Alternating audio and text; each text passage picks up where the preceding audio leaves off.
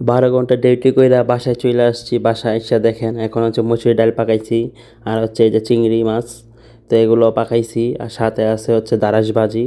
আজকে 3টা তরকারি রাঁধছি, সেটা আজকে আপনাদেরকে দেখাবো। তো দেখেন আমরা নাইন্দা ফেলছি, না এখন হচ্ছে একটু গরম করে নিতেছি।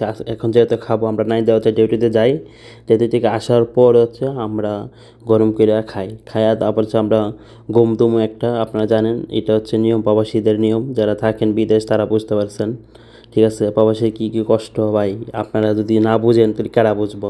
যারা বিদেশ আছেন তারা বুঝবেন প্রবাসী কী কষ্ট। ভাই কাজ করার পর যখন নামতে হয়, নান্দাবাড়ি করতে হয়, ভাত বাড়তে হয়, ভাই এই কষ্টটা আর ভালো লাগে না। কাজ করার পর বাংলাদেশে আসছিলাম ভাই, অনেক মজা আসছিলাম, ঠিক আছে? জীবনে ভাত বাইরে খাই নাই, ভাত বেড়ে দিছে, মা আমারে ভাত বেড়ে দিছে, আমরা খাইছি, খাইয়া মনে করি সাথে সাথে উঠে গেছি, আবার খেলতে চলে গেছি।